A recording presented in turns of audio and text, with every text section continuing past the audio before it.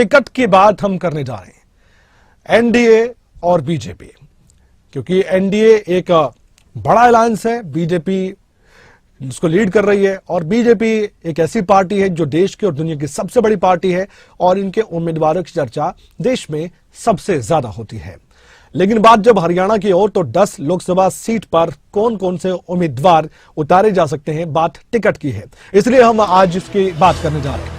हरियाणा लोकसभा चुनाव से जुड़ी बड़ी खबर, बीजेपी में टिकट को लेकर लगातार मंथन चल रहा था। कल बीजेपी पार्लियामेंट्री बोर्ड की बैठक होनी, और कल जो बैठक हुई थी वो चर्चा का विषय रही। कोर ग्रुप की कल बैठक थी जिसमें हरियाणा बीजेपी के नेता थे, खुद मुख्यमंत्री मनोहर लाल भी पहुंचे थे दिल्ली। हरियाणा में उम्मीदवारों के नाम को लेकर निर्णय हो सकता है। बुधवार को मुख्यमंत्री मनोहर लाल ने केंद्रीय नेतृत्व से उम्मीदवारों के पैनल को लेकर चर्चा की। हरियाणा में अकेले चुनाव लड़ सकती है बीजेपी, सूत्र बता रहे हैं सभी 10 सीटों पर उम्मीदवारों की घोषणा बीजेपी कर सकती है। सूत्र बताते हैं हरियाणा में जेजेपी भी अलग से लोकसभा चुनाव में अपने उम्मीदवार उतारने की तैयारी कर रही है, ऐसे भी सूत्र जानकारी दे रहे हैं।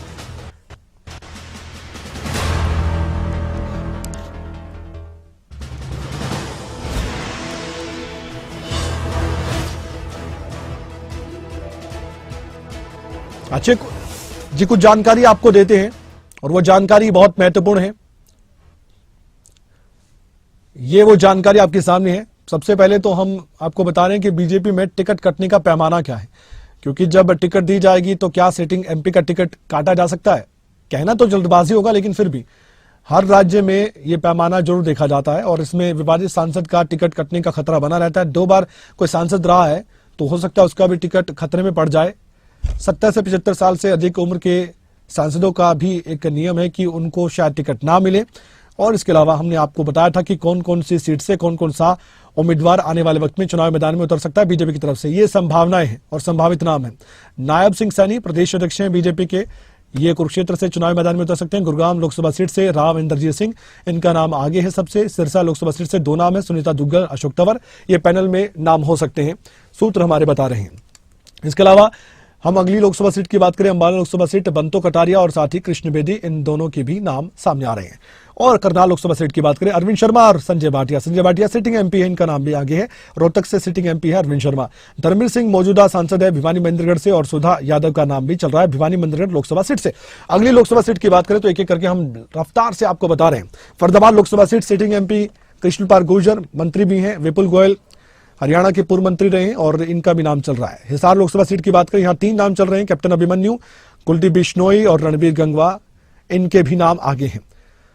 और रोहतक की बात करें तो रणदीप हुड्डा अभिनेता है, लेकिन बीजेपी की तरफ रुझान बड़ा है। ओपी धनखड़ आप जानते हैं पूर्व प्रदेश अध्यक्ष, राष्ट्रीय सचिव भी हैं बीजेपी के, इनका भी नाम आगे चल रहा है। सोनीपत लोकसभा सीट की बात करें तो यहाँ 1, 2, 3, 4, 5 नाम है। कृष्णा गलावत का है, ब्रिजेंद्र सिंह का है, मोहनलाल बड़ोली का भी नाम है। तो ये हमने कुछ नाम बताया। जितेंद्र चौधरी हमारे साथ हमारे स्टेट हेड जुड़ चुके हैं, उनसे हम चर्चा करते हैं, न्यूज रूम से लाइव जुड़ चुके हैं। जितेंद्र, कल का दिन काफी महत्वपूर्ण है, दूसरी लिस्ट आ सकती है 1-2 दिन में, बीजेपी की ये इंतजार किया जा रहा है।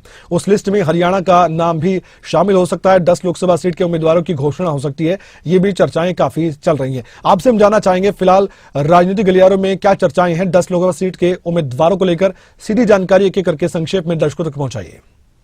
देखिए कमल, सबसे पहले हम अपने दर्शकों तक जो खबर पहुंचा रहे हैं वो जो अभी आपने खबर दर्शकों को बताई है, क्योंकि ये राजनीति है और जब टिकटों की बात होती है तो यहाँ पर सुबह और शाम के अंदर जो समीकरण है वो बदलते हुए नजर आते हैं। तो सबसे पहले जो अभी का ताजा अपडेट है उसके मुताबिक जो हम बैठक दर्शकों को बता रहे थे कि कल पार्लियामेंट्री बोर्ड की बैठक भारतीय जनता पार्टी की होने जा रही है टिकटों को लेकर के।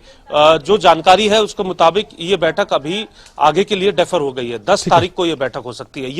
ये नया अपडेट है, अभी अभी जो है ये जानकारी हम तक पहुंची है कमल, और हम अपने दर्शकों तक पहुंचा रहे हैं, क्योंकि अब से कुछ ही देर पहले तक जो पहले से तय तारीख थी 8 मार्च यानी कल, अब कल की जगह 10 मार्च को जो है पार्लियामेंट्री बोर्ड की बैठक होगी, यानी अभी और इंतजार करना होगा। उम्मीद की जा रही थी कि कल जो है वो टिकटों को लेकर के फाइनल मोहर लगाने का काम पार्लियामेंट्री बोर्ड की जो बैठक है उसके अंदर हो जाएगा। मैं अपडेट दर्शकों तक पहुंचा दूं, जितेंद्र चौधरी अभी जानकारी दे रहे हैं कि 8 तारीख को बीजेपी पार्लियामेंट्री बोर्ड की जो बैठक होनी थी, अभी उस बैठक को लेकर बताया गया है कि उसमें अब उसको आगे के लिए स्थगित कर दिया गया। ये बैठक 10 मार्च को हो सकती है, यानी कि 1-2 दिन और इंतजार करना पड़ेगा। आप ये मानकर चलिए आज 7 मार्च है, 8, 9 और उसके बाद 10 मार्च को ये बैठक हो सकती है। ये अपडेट है, उसके आगे बताइए जितेंद्र।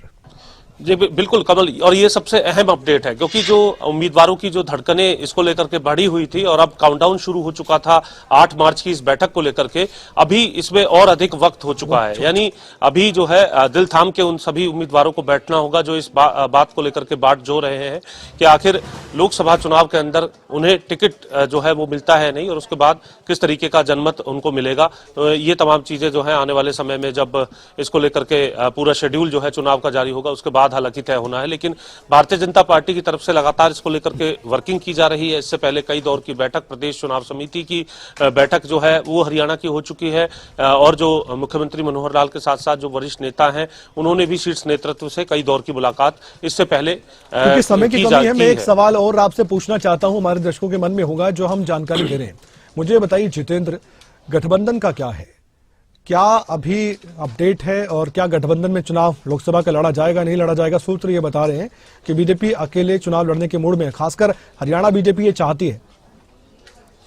देखिए कमल, ये बात बिल्कुल स्पष्ट है कि हरियाणा में भारतीय जनता पार्टी 10 की 10 सीटों पर अपने उम्मीदवार उतारने जा रही है, और इसको लेकर के सभी सर्वे रिपोर्ट और अपने जो पैनल बना करके केंद्रीय नेतृत्व के समक्ष भेजे जा चुके हैं। कल भी इस प्रकार की एक बैठक जो है वो दिल्ली के अंदर हमने देखी। मुख्यमंत्री मनोहर लाल के साथ साथ जो प्रदेश अध्यक्ष नायब सैनी है, प्रभारी है, सह प्रभारी है और साथ ही संगठन मंत्री हैं, तमाम जो नेता हैं उनकी तरफ से अपना जो पैनल है वो फाइनल तौर पर वहां भेज दिया गया है। हालांकि पार्लियामेंट्री बोर्ड की बैठक जो कि कल होनी थी, लेकिन अभी जो जानकारी है उसके मुताबिक ये बैठक अब 10 मार्च को हो सकती है, और 10 मार्च की इस बैठक के अंदर उन नामों को लेकर के फाइनल जो चर्चा है, फाइनल जो मोहर है वो लगाने का काम किया जाएगा। और उसमें जो जानकारी है उसके मुताबिक करीब 3 सीटें ऐसी हैं हरियाणा के अंदर, क्योंकि 10 की 10 लोकसभा सीट पर भाजपा है, 3 सीटें ऐसी हैं जहां पर चेहरा बदल सकती है भारतीय जनता पार्टी, और उन 3 सीटों पर नए उम्मीदवार देखने के लिए बड़ी बात कही है आपने। और ये अपडेट्स लगातार खबरें अभी तक पर एक्सक्लूसिवली आप देखते रहेंगे,